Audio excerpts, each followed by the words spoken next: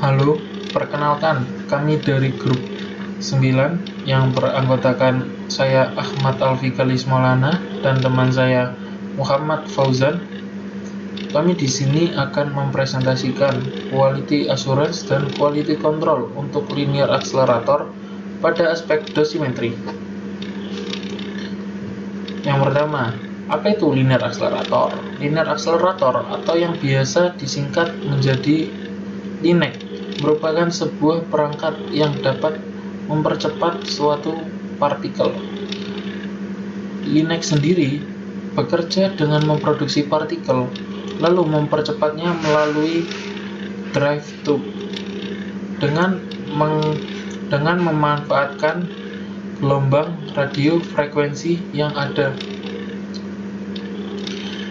Pada penerapannya di bidang medis, LINAC digunakan untuk melakukan terapi tumor dengan cara menembakkan elektron langsung ke tubuh pasien, tepat di mana pada jaringan tumor yang dituju, atau bisa juga dengan menembakkan elektron ke material target untuk memproduksi sinar X yang akan diarahkan ke tubuh pasien.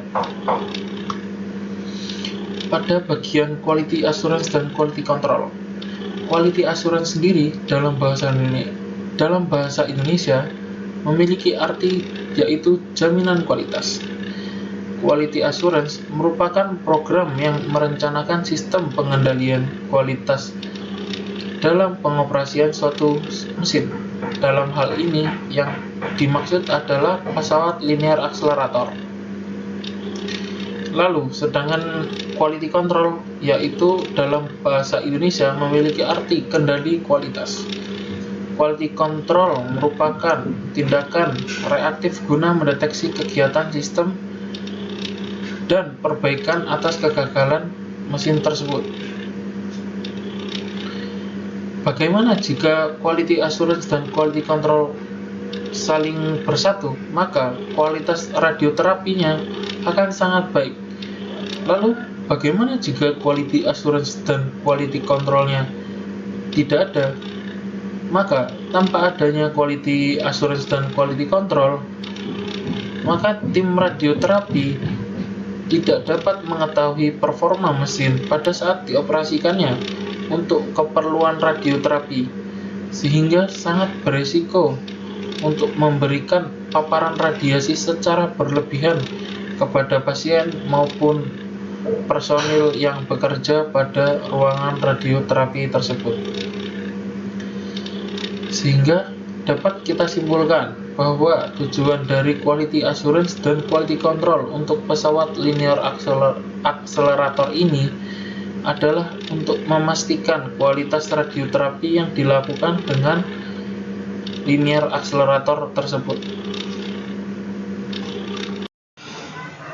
Jadi, di sini saya akan melanjutkan presentasi dari teman saya tadi. Saya akan memaparkan terkait pengujian, frekuensi pengujian, dan nilai toleransi yang direkomendasikan.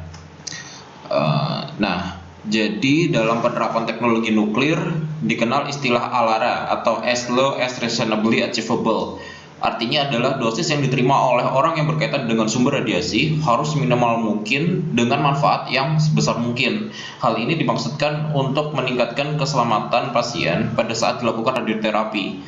Untuk tujuan itu, di dalam penerapan radiasi untuk radioterapi, ICRU memberikan batas toleransi dosis pasien sebesar 5% dari dosis yang telah ditetapkan sebelumnya.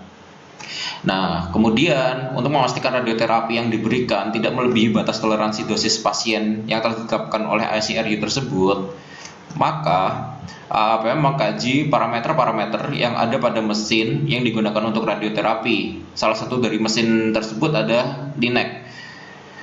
Nah, kemudian parameter-parameter tersebut, parameter-parameter ini seperti X-ray output konstansi, elektron output konstansi, beam profile konstansi, dan parameter-parameter lain yang masih banyak, itu dapat mempengaruhi pemberian dosis radioterapi kepada pasien, sehingga hasil dari kajian atas parameter tersebut disajikan dalam bentuk panduan QA atau quality assurance untuk fisikawan medis agar dapat memastikan keamanan mesin radioterapi yang digunakan. Untuk merancang program QA yang dapat memastikan kesalahan mesin radioterapi tidak melebihi dari nilai tersebut, nilai yang telah ditetapkan oleh AAPM ini, maka AAPM merekomendasikan batas toleransi maksimum terhadap nilai-nilai parameter alat sedemikian rupa sehingga secara keseluruhan dosis yang diterima pasien tidak akan melebihi nilai batas dosis yang telah ditetapkan oleh ICRU ini. Jadi untuk melakukan radioterapi, panduan QA-nya yang direkomendasikan oleh AAPM memberikan toleransi sekian. Tujuannya adalah untuk memastikan bahwa mesin itu aman untuk dilakukan, untuk digunakan dalam radioterapi dan tidak melebihi toleransi dosis yang ditetapkan oleh ICRU ini. Kemudian di dalam proses QA dikenal istilah baseline value, yaitu nilai atas suatu parameter mesin yang telah disepakati sebagai nilai standar.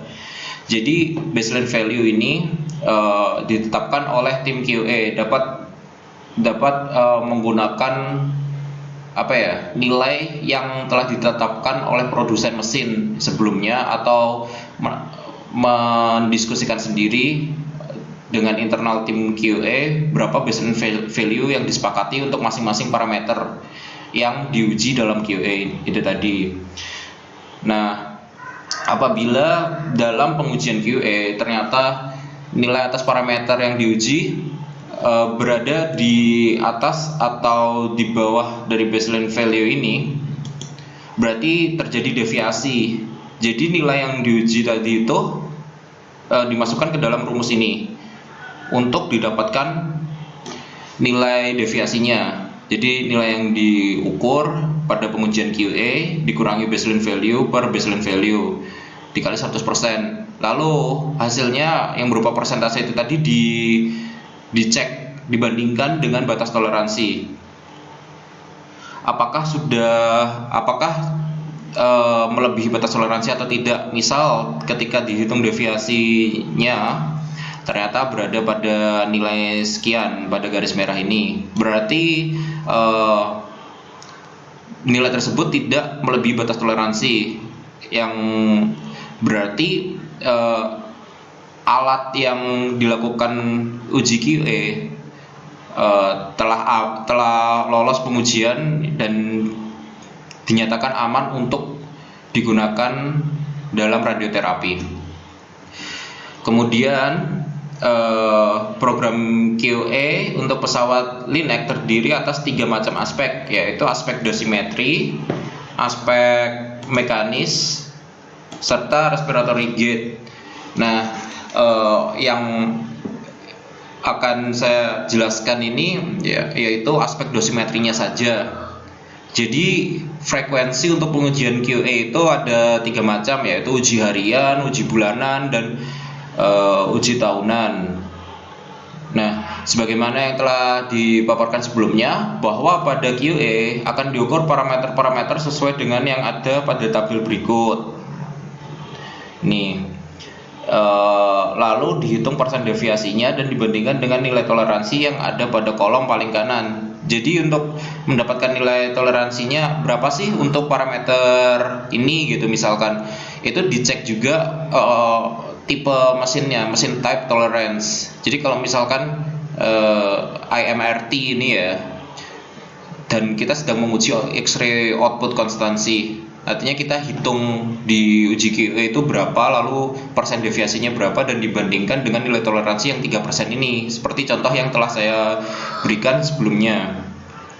Nah, kemudian dapat dilihat bahwa untuk uji QA harian terfokus pada penilaian kekonstanan keluaran radiasi, sehingga radioterapi yang dilaksanakan pada hari tersebut dapat dipastikan keamanannya. Kemudian untuk uji QA bulanan menilai kekonstanan dari berbagai parameter seperti keluaran radiasi, profil dosis, pembacaan radiasi, dan lain sebagainya. Kemudian dengan sistem QA seperti yang direkomendasikan oleh AAPM ini, maka dapat dipastikan bahwa prosedur radioterapi yang dilakukan tidak akan memberikan kesalahan pemberian dosis kepada pasien melebihi batas yang telah ditetapkan oleh ICRI tadi, yaitu plus minus 5% dari dosis untuk kesalahan radioterapi yang masih ditoleransi.